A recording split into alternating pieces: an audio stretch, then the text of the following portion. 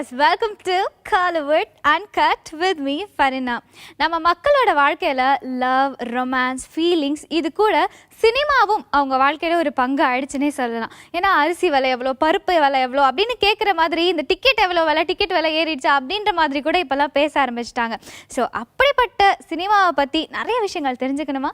நம்ம காலிவுட் அன்கட்டில் மட்டும்தாங்க தெரிஞ்சுக்க முடியும். நிகழ்ச்சிக்கு போகலாம்.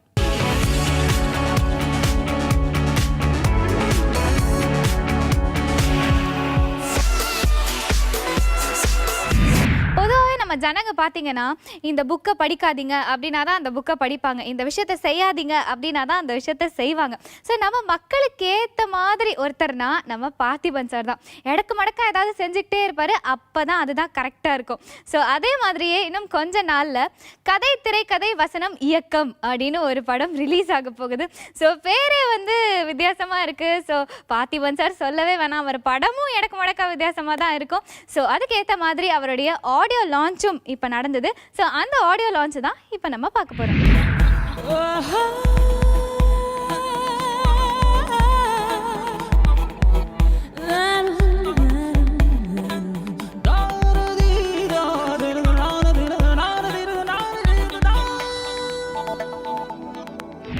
ஒரு 5-6 வருஷத்துக்கு முன்னாடி பிரகாஷ் ராஜ் அவர்கள் வந்து ஒரு நாள் நைட்டு சங்கர் சார் பார்ட்டியில் எனக்கு சொன்னார், நாளை காலையில் 1 கோடி ரூபாய் கொண்டு வந்து கொடுக்குறேன் அவங்களுக்கு சம்பளம், எல்லாம் புதுமுகங்கள் நடிக்கிற ஒரு படத்தை நீங்கள் எனக்கு எடுத்து கொடுக்கணும் அப்படின்னாரு.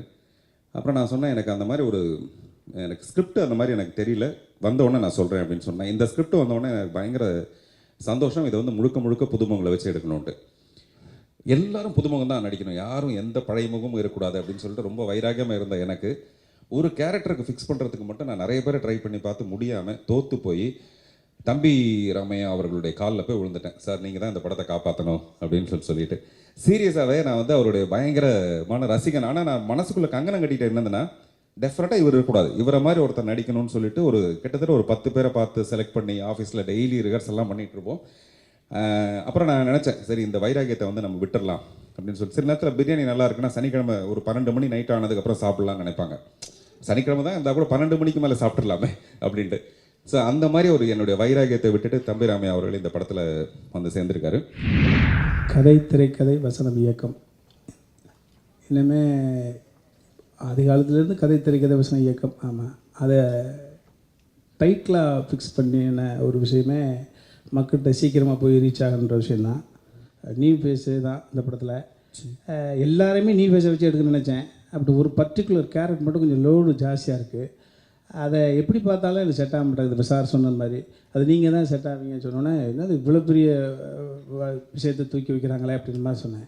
அந்த வகையில் ஒரு 65-70 வயது மனித கதாபாத்திரத்தை என்று பொருத்தி நடையிலும் என்னை வந்து ரசிச்சு, சார் இப்படி நடங்க, சார் இல்லை இப்படி நடங்க, இல்லை இதில் கொஞ்சம் ஸோ என்னை அவர் என்ன சொன்னாரோ அதான் செஞ்சேன். நானாக எனது ஓன் கான்ட்ரிபியூஷன் சொல்லக்கூடிய எனது விஷயங்கள் எதுவுமே கிடையாது. வசனங்கள் அவரே வசனம் வாயை திறந்தால் வசனமலை கொட்டுக்கிறவர். ஸோ வசனத்திற்கும் நான் உள்ளே பூந்து வேலை செய்வதற்கான வாய்ப்புகள் கிடையாது. நடிப்பதற்கும் நான் தனியாக மெனக்க வேண்டிய அவசியம் கிடையாது. நடித்தது அதில் பேசிய வசனம் அத்தனையும் அவர் செய்தது. அதை அப்படியே நான் ரிப்ளை பண்ணியிருந்தேன், அவ்வளோதான். அந்த படத்தை டப்பிங் போய் பேச பொருள் பார்த்தேன், அவ்வளோ சுகமாக இருந்தது, நெகிழ்வாக இருந்தது. பார்த்திபன் சார் ட்ரெய்லர் வந்து இப்போ எப்படி இருந்துச்சுன்னா, ராதாகிருஷ்ணன் பார்த்திபன் பேர் மாற்றியாச்சு. நலன் குமாரசாமி பீஸா டேரக்டர், புதுசாக வந்த டேரக்டர்ஸுடைய அந்த வரிசையில் ஒருத்தர் புதுசாக வந்து அடுத்த கட்டமாக ஒரு படம் பண்ணால் எப்படி இருக்கும்? துளி கூட குறைச்சிடல சார், 100%. இன்னும் 10 வருஷம் கழிச்சு நீங்கள் ஒரு ட்ரெய்லர் பண்ணாலோ படம் பண்ணாலோ இந்த லுக்கு இருக்குன்னு நான் நம்புகிறேன். சமீபத்தில் வந்து கோலிஸோட பார்ட்டிக்கு வந்த சங்கர் சாரோட சொன்னார், அவர் எவ்வளோ பெரிய திறமையான ஆளுங்க, எவ்வளோ தகுதி இருக்குது, அவர் வந்து இன்னும் இடைய வேண்டிய இடமெல்லாம் பெருசு, என்னன்னு தெரியல, சின்னதாக அது மிஸ் ஆகிட்டே இருக்குன்னாரு. கண்டிப்பாக அப்படி ஒரு இடம் கண்டிப்பாக உங்களுக்கு கிடைக்கணும். சின்ன சின்ன கைத்தட்டல், சின்ன சின்ன சந்தோஷங்களை மீறி மிகப்பெரிய கைத்தட்டலும் மிகப்பெரிய சந்தோஷங்களும் உங்களுக்கு வரணும். அவர் எவ்வளோ நல்ல விஷயம் என்னன்னா, கடைசி வரைக்கும் ஒரு விஷயத்துக்கு வாதாடுவார். கடைசி அந்த விஷயம் ஜெயிச்சிருச்சுன்னா அதை முதல்ல பாராட்டுறது அவராக தான் இருப்பார். பாரதி கண்ணனோட கிளைமாக்ஸில் எனக்கு அவருக்கு ஒரு பயங்கர ஒரு பெரிய வாரே நடந்தது. அந்த வாரில் கடைசி முடிவில் வந்து முதல் பேட்டி அவர் தான் கொடுத்தாரு, இந்த வெற்றிக்கு மொத்த காரணமும் சேரன் தான் அப்படின்னு. அந்த பெருந்தன்மை பார்த்திபன் சாருக்கு எப்போ இருக்கும்? பார்த்திபன் சார் ரொம்ப ரொம்ப இம்பார்ட்டன்ட் பர்சன் தமிழ் சினிமாவில் நினைக்கிறேன். எல்லாருக்கும் தெரியும், நான் பிரதேஷன் சார் அசிஸ்டன்ட்னு தெரியும். ஆனால் அதுக்கு முன்னாடி நான் ஒரு படம் பண்ணேன், அதை நினைக்காத நாளிலே. அதில் பார்த்திபன் சார் தான் ஹீரோ அந்த படத்தில். எனக்கு பெரிய பெரிய ஒரு ஃபஸ்ட்டு ஸ்டார்டிங்கில் ரொம்ப இம்பார்ட்டன்ட் ஒரு டைரக்டருக்கு அது எனக்கு கிடச்சிது. அவரோட டெடிகேஷன், அவரோட ஹார்ட் ஒர்க், அதை பார்த்து நான் ஃபஸ்ட்டு சினிமாவில் உள்ளே வந்தேன். ஸோ இந்த ட்ரெய்லரில் அது எல்லாமே இருக்குது. அவனோட பர்சனல் லைஃப்பில் நடக்கிறது வந்து அங்கே ஆக்டர்ஸ் பண்ணுறாங்க.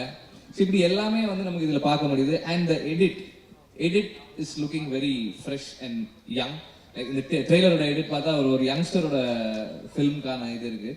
And it is exciting and engaging. இன்னைக்கு இருக்கிற யங்ஸ்டர்ஸ் பண்ணுற அந்த இது இருக்குது அந்த ஃபிலிமில், இந்த ட்ரெய்லரில். இப்போ நான் very excited to watch the film. இது வந்து ஒரு புதுவிதமான படம் இப்போ நான் பண்ணியிருக்கிறது. புதுசாக எல்லாரும் ட்ரை பண்ணி, அதுவும் இன்றைக்கி வந்து நிறைய இளைஞர்கள் வரும்போது எனக்கு பயங்கர, நானே கண்ணாடியில் பார்த்துக்கிற மாதிரியான ஒரு சந்தோஷம். அப்புறம் ஆடியன்ஸ் வந்து இது எல்லாரும் ட்ரை பண்ணுவாங்க. அந்த காலத்தில் ருத்ரையா ஒரு படம் ட்ரை பண்ணியிருக்காரு, அவள் அப்படித்தான ஒரு படம் பண்ணியிருக்காரு. இப்போ கேட்டால் சேலத்துக்கு பக்கத்தில் விவசாயம் பண்ணிகிட்டு இருக்காரு அவர். ஸோ நல்ல முயற்சி பண்ணுறது பெரிய விஷயம் இல்லை. நல்ல முயற்சி பண்ணுறோன்னு வீட்டுக்கு அனுப்புறது தான் ஒரு 20 வருஷத்துக்கு முன்னாடி நடந்தது. ஆனால் இப்போ ஆடியன்ஸ் பார்த்திங்கன்னா புது முயற்சிக்கு டெஃபினட்டாக ஒரு பெரிய மரியாதை கொடுக்குறாங்க. அந்த வகையில் இந்த புதிய முயற்சி என்னுடைய கதை திரைக்கதை வசனம் இயக்கம் மிகப்பெரிய வெற்றி அடையும்ன்ற நம்பிக்கை எனக்கு இருக்குது. 1965 காதல் படுத்தும் பாடுங்கிற கதை எழுதினேன். அதில் தான் வாணிஸ்ரீ சுருளிராஜன் அறிமுகம். அதுதான் என் முதல் கதை. அதை தொடர்ந்து நிறைய கதைகள், கிட்டத்தட்ட 40 கதை எழுதிட்டேன். ஆனால் கதை மட்டும் கொடுத்ததுனால எனக்கு வெளியில் அவ்வளோ விளம்பரம் கிடைக்கல. அதுக்கப்புறம் திரைக்கதைகள் கிட்டத்தட்ட ஒரு 200 கதைகளுக்கு நான் ஒத்துழைப்பு கொடுத்துருக்கேன். இதுவரை பாடலும் எழுதியிருக்கேன். அப்போ நான் படம் எடுக்கணுங்கிற ஒரு ஆசை வந்து தேவர் தான் தோண்டி விட்டாட்டே. இப்படி நீ கதை எழுதிக்கிட்டு இருந்தேன்னா ஒன்றும் நடக்காது, நீ ஒரு குடும்பத்தினாகிட்ட நீ ஒரு படம் எடுறா, நான் ஃபைனான்ஸ் பண்ணுறேன்னாரு. முதல்ல போய் 6 புஷ்பங்கள் செகண்ட் ஹீரோவாக நடித்த ரஜினிகாந்தை என்னுடைய படத்துக்கு ஹீரோவாக போட்டேன்.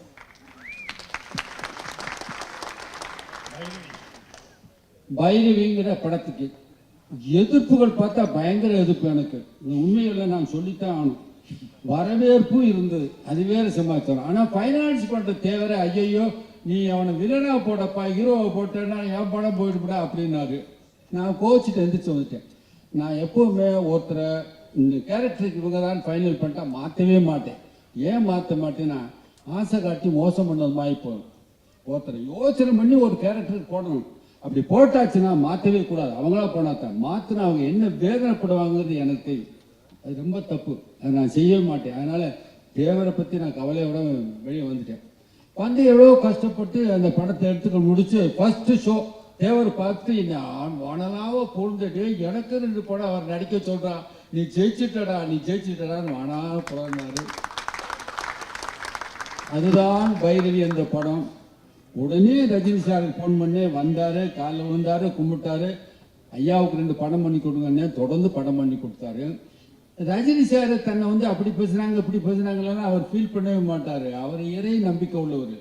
எது எப்போது நடக்குமே அப்போது நடக்கும்னு போயிட்டே இருக்கவர். பார்த்திபன் சார் எந்த விஷயத்த பண்ணாலுமே ரொம்ப வித்தியாசமாக தாங்க பண்ணுவார். அதே மாதிரி இந்த ஆடியோ லான்ச்சோட இன்விடேஷன் கூட ரொம்ப ரொம்ப வித்தியாசமாக இருந்தது. பொதுவாக எந்த ஒரு செலிபிரிட்டிஸ் எந்த ஒரு ஃபங்க்ஷன்லையும் பேச ஆரம்பித்தாலும் நாம் வந்து யாரை கவனிக்கிறோமோ இல்லையோ, ஆனால் பார்த்திபன் சார் வந்தோடனே மட்டும் நம்ம எல்லாரும் அப்படியே தெளிவாக உட்காந்துருவோம். ஏன்னா அவர் பேசுகிற ஒவ்வொரு வார்த்தைகள்லையும் ஏதாவது ஒரு நுணுக்கம் இருந்துக்கிட்டே இருக்கும். அவர் பேசுகிறது ஸ்டார்டிங்லேருந்து கவனிச்சாதான் அது ஃபுல்லாகவே புரியும். ஸோ அந்த மாதிரி இவருடைய படத்துக்கு வந்த செலிபிரிட்டிஸ் பேசினதும் அப்படி தான் இருந்தது. பாருங்க, இந்த படத்தோட தயாரிப்பாளர் சந்திரமோகன் அவர்களை பார்த்து ஒரு நாள் வேறு ஏதோ ஒரு ஃபங்க்ஷன் விஷயமா போனோம். அன்றைக்கி நைட்டு நிறைய பேசிகிட்டே இருக்கும்போது ஒரு கதை சொன்னேன், நல்லா இருக்குது இந்த கதை, இந்த படத்தை எடுக்கலாம், இதுக்கு எவ்வளோ பணம் வேணும், இவ்வளோ பணம் வேணும் அப்படின்னு. உடனே ரெடி, நம்ம பண்ணிடலாம் அப்படின்னாங்க. நெக்ஸ்ட் டே மறுபடியும் நான் இன்னொரு கதை சொன்னேன், அதை விட ரொம்ப நல்ல கதைங்க அப்படின்னேன். அப்போ இந்த கதையை எடுக்கலாம், இதுக்கு எவ்வளோ ஆகும், அதை விட 2 கோடி இதுக்கு அதிகமாகும், பரவாயில்ல எடுக்கலாம் அப்படின்னாரு. அப்படி பேசிகிட்டே இருக்கும்போது ஒரு ஃபோன் ஒன்று வருது அவருக்கு. யாரோ அவருடைய நண்பர் பேசுகிறாரு. அவர் சொல்கிறாரு, இவர்கிட்ட கதை திரைக்கதை வசனம் இயக்கம்னு ஒரு ஸ்கிரிப்ட் ஒன்று டைட்டில் ரெஜிஸ்டர் பண்ணி வச்சுருக்காரு, அது என்ன கதைன்னு கேளுங்க அப்படின்னாரு. உடனே இவர், சார் இது என்ன சார், அதை சொல்லவே இல்லை நீங்கள், நான் அதை உங்களுக்கு சொல்ல முடியாதுங்க, ஏன் அதில் கதையே இல்லைங்க அப்படின்னேன். கதை இல்லாமல் எப்படிங்க படம் எடுப்பீங்க, அதுதாங்க அந்த கதையில் இருக்க சேலஞ்சு, ஆனால் நான் கதை சொல்ல மாட்டேன் அப்படின்னு. அவங்க ஃப்ரெண்ட்ஸ் எல்லாம் சொன்னாங்க, இல்லை இது ரொம்ப இன்ட்ரெஸ்டிங்காக இருக்குது கேட்குறதுக்கு. எது இன்ட்ரெஸ்டிங் எனக்கே புரியல இது வரைக்கும். கதை இல்லைன்னு சொல்கிறது என்ன பெரிய இன்ட்ரெஸ்டிங், ஆனால் அதில் இருக்க சேலஞ்சு வந்து அவங்களுக்கு பிடிச்சிருக்கு. இந்த நிமிஷம் வரைக்கும் இன்றைக்கி கூட அவர் படம் பார்க்க வந்திருந்தார். ட்ரைலரும் சாங்கை மட்டும்தான் பார்த்தாரே தவிர இந்த படத்தில் என்ன கதைன்னு அவருக்கு தெரியவே தெரியாது. நிறைய தோல்விகளை நான் சந்தித்து ஸ்தம்பிச்சு போய் நிற்கிறப்ப எனக்கு மைனா என்ற திரைப்படத்தை அடையாளம் காட்டிய ஒரு சகோதரரை தான் நான் பார்க்குறேன். அதனால தான் இங்கே நிற்கிறேன் நான். ஏன்னா உங்களுக்கு தெரியும், லைம்லைட்டில் இருக்கிறப்ப 10 பேர் வருவாங்க. நம்ம யாருன்னே தெரியாமல் கஷ்டப்பட்டுட்டு இருக்கிறப்ப அந்த படத்தை முதலில் பார்த்தவர் அவர். அதுக்கப்புறம் எனக்கு சொல்லப்போனால் ஒவ்வொரு டிப்ஸும் கொடுத்துக்கிட்டே இருப்பார். அந்த படம் ஹிட்டுன்னு எனக்கு உடனே ஃபோன் பண்ணி சொன்னார், மைனாரிட்டியாக இருந்த திரைப்படம் மெஜாரிட்டியாக வந்தது, விளம்பரத்தில் போடுங்க அப்படின்னாரு. ஸோ இந்த மாதிரி என்னுடைய சகோதரன் தான் அங்கே நான் சொன்னேன். ஏன்னா அவர் யாருன்னு எனக்கு தெரியாது. ஆனால் ஒரு விஷயம் டெலிபதிகளாக ஒரு டிஸ்கனெக்டட் கனெக்ஷன் வாங்க. நான் 89 கல்லூரி முடிச்சோன்னு நான் சந்தித்த முதல் இயக்குனர் வந்து இவர் தான். இவர்கிட்ட தான் வாய்ப்பு கேட்டு வந்தேன் நான். அந்த படம் ரிலீஸ் ஆகி இன்னைக்கு வந்து 25 வருஷம் ஆக போகுது. சில்வர் ஜூப்ளி இயரா தான் இதை நினைக்கிறேன். புதிய பாதையோட சில்வர் ஜூப்ளி இயர்ல கதை திரைக்கதை வசனம்ன்ற படத்தை வந்து மீண்டும் அவர் இன்னைக்கு வந்து அறிமுகப்படுத்துறாரு. இதுவும் சில்வர் ஜூப்ளி படமாக இருந்து அவருடைய கோல்டன் ஜூப்ளி படம் என்னவாக இருக்குன்ற பதற்றத்தோடய நான் இருக்கிறேன். ஒரு முக்கியமான விஷயம் வந்து என்னன்னா, நல்ல படங்கள் என்னென்ன கடைசியா வந்து நல்ல படங்கள்லாம் யோசிச்சு பார்ப்போம். அதெல்லாம் எப்படி ஸ்கிரிப்ட் பண்ணியிருக்காங்க, எப்படி ஸ்க்ரீன் பிளே பண்ணியிருக்காங்க, இந்த கேரக்டரைசேஷன்ஸ் எப்படி பண்ணியிருக்காங்க அப்படின்னு ஒரு லிஸ்ட் எடுத்து பார்க்கும்போது கண்டிப்பா பார்த்திபன் சாரோட படங்களை வந்து ஒதுக்கவே முடியாது. இப்போ வந்துட்டு இப்போ நிறைய இப்போ புதுமையான படம் வருது, நிறைய ப்ரொடியூசர்ஸ் அதை ஆதரிக்கிறாங்க. அதே மாதிரி நிறைய ஆடியன்ஸும் வந்துட்டு இப்போ ஃபாரின் ஃபிலிம்ஸ்லாம் பார்த்து நிறைய ப்ரிப்பேர்டாக இருக்காங்க. ஆனால் 25 வருஷத்துக்கு பின்னாடி அது பண்ணுறது தான், அதுதான் மேட்டர். அண்ட் அந்த ஒரு வழியில் வர்றது தான் இப்போ நிறையா புதுமையாக படம் வரலாம். ஸோ அதுவே ஒரு ஐ திங்க் அது ஒரு ட்ரெண்ட் செட்டர், ஒரு நியூ வேவ், அது ஒரு பெரிய விஷயம். நட்புக்காக தான் எல்லாரும் இங்கே வந்திருக்காங்க. ரொம்ப சந்தோஷமாக இருக்கு சார். இந்த படத்தோட ட்ரெய்லர் பார்த்தா ரொம்ப நல்லா இருந்துச்சு. படம் ரொம்ப நல்லா வரும். பாட்டு சரசாரோட மியூசிக், அல்ஃபோன்ஸ் மியூசிக்லாம் கேட்டு ரொம்ப நல்லா இருந்துச்சு. I wish you all the best sir. கதையே இல்லாத படம். கதைனா எனக்கு ரொம்ப சிம்பிள். ஒருத்தனுக்கு ஒன்று வேணும், அது இன்னொருத்தன் தடுக்கிறான். வேணுங்கிறவன் ஹீரோ, தடுக்கிறவன் வில்லன். இதில் வந்து என்ன காம்ப்ளிகேஷன்னா, ஹீரோவுக்கு வந்து கதையே இல்லாத படம் எடுக்கணும். அப்போது கதையோட வில்லனே கதை தான். ஸோ இந்த மாதிரி பல லெவலில் காம்ப்ளிகேட் பண்ணியிருக்காரு மிஸ்டர் பார்த்திபன். அப்படி ஒரு ராங் சென்டிமெண்ட்டான கேரக்டர். அப்படி வந்து ஒரு ஊரே தீப்பிடிச்சு எறியும்போது ஒருத்தர் பீடிக்கு நெருப்பு கட்டானான்னு ஒரு பழமொழி உண்டு. ஸோ அந்த மாதிரியான ஒரு கேரக்டர் அப்படின்ற ஓகே. அதை வச்சுட்டு அவன் எப்படி நல்லவனாக மாறினா, எப்படி ரைட் சென்டிமெண்ட்டான ஒரு நல்ல கேரக்டராக மாறினான்னு யோசிச்சா அது ஒரு கதை சார் அப்படின்னு யோசித்தோம். அப்படி சொன்னேன் நல்லா இருக்கா அப்படின்னாரு. அப்படி பேசி உருவான கதை தான் புதிய பாதை. இந்த படத்தில் மட்டும் கதை இல்லைன்னு நான் சொல்ல வரல, முதல் படத்துலேயே கதை இல்லை. பார்த்துட்டு இதில் என்னங்க கதைனே, ஒரு கதாபாத்திரங்க அது ஒரு கேரக்டரைசேஷன். காசு கொடுத்தா என்ன வேணாலும் செய்வான். அந்த ஒரு கதாபாத்திரத்தை மட்டும் வச்சுட்டு ஒரு படம் எடுத்தார். அதுலேயும் கதை இல்லை. ஸோ இதில் அந்த மாதிரி வில்லங்கமான ஒரு கதாபாத்திரம் இருக்கும், இல்லைன்னா ஒரு சீனி கார்டு இருக்கும், ஒரு புதுசான ஒரு ஸ்க்ரீன் பிளே இருக்கும். அதனால் கதை இருக்குன்னு அவசியம் இல்லை. நிறைய படத்துக்கு நம்ம கதை இருக்குன்னு போய் ஏமாந்து ரொம்ப வெறுத்து போய் வந்திருக்க முடியாது. இப்போ வர்ற படங்களெல்லாம் நிறைய படங்கள் கதை இருக்கிற மாதிரியே ஒரு ஃபீலிங்கை கிரியேட் பண்ணி உள்ளே கொண்டு போவாங்க. போனால் ஒன்றுமே இருக்காது, இப்படி பண்ணிட்டாங்க. ஸோ அந்த மாதிரி அவர் முதல்லயே ஓப்பனாக சொல்லிட்டாரு, கதை திரைக்கதை வசனம் டைரக்ஷன் போட்டு அதுலேயே கதை இருக்குது, கீழே வந்து இதில் கதை இல்லை அப்படின்னு போடுறாங்க. இன்னைக்கு இளைஞர்கள் நிறைய பேர் வந்து ரொம்ப ரொம்ப டிஃப்ரெண்ட்டாக ட்ரை பண்ணுறாங்க. ஒரு கேசட் விலை 30 ரூபாய் அப்படின்னு ஒரு டைட்டில், நடுவில் கொஞ்சம் பக்கத்தை காணணும். அந்த டைட்டில் கேட்டோன்னா பயங்கர உற்சாகம் ஆகிட்டேன். அதுக்கு முன்னாடி வந்து அடுத்த பக்கத்துக்கு முன்பக்கம்னு ஒரு டைட்டில் நான் வந்து ரெஜிஸ்டர் பண்ணி வச்சுருந்தேன். அடுத்த பக்கத்துக்கு முன்பக்கம் அப்படின்னு ஒரு டைட்டில், தட் இஸ் ப்ரெசன்ட் அப்படின்னு சொல்கிறதுக்காக. நிறைய பேர் என்கிட்ட சொன்னாங்க, இதெல்லாம் புரியுமாங்க அடுத்த பக்கத்துக்கு முன்பக்கம் அப்படின்னா. வாரணம் ஆயிரம்லாம் என்னன்னே புரியாமல் இருந்தது. இப்போ எல்லாமே ஆடியன்ஸோட புத்திசாலித்தனம் தகுந்த மாதிரி தான் இன்றைக்கி நம்ம படம் பண்ணுறதா இருக்குது. கதை திரைக்கதை வசனம் இயக்கம் பார்த்திபன் சார் டைரக்ட் பண்ண படத்தில் ஷர்லிங்கிற கேரக்டர் ப்ளே பண்ணியிருக்கேன்.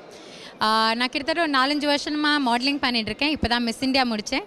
இது என்னோடய ஃபர்ஸ்ட் மூவி. ஸோ ஹோப்ஃபுல்லி நல்லா போகும்னு நினைக்கிறேன். இன்றைக்கி இந்த படத்தோட ஆடியோ லான்ச். ஒரு 4 மியூசிக் டைரக்டர் சேர்த்து போட்டு அவங்க ஸ்டைலில் தமாலாக பாட்டு பண்ணியிருக்காங்க. உங்களுக்கு ஹோப்ஃபுல்லி எல்லா பாட்டும் பிடிக்கும்னு நினைக்கிறேன். ஸோ எல்லா பாட்டையும் கேளுங்க, தேட்டருக்கு வந்து எங்கள் படத்தை பாருங்கள், எப்படி இருக்குன்னு சொல்லுங்கள். பேர் விஜயராம்.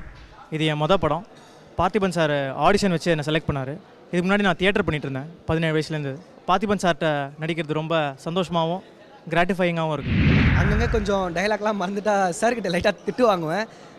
சார் லைட்டாக திட்டு வாங்கும்போது மறுபடியும் அதை எப்படி கரெக்ட் பண்ணிக்கணும் நம்ம அப்செட் ஆகக்கூடாது அப்படிலாம் சொல்லி அந்த மாதிரி விஷயம்லாம் சார் நல்லா சொல்லி கொடுத்தாங்க.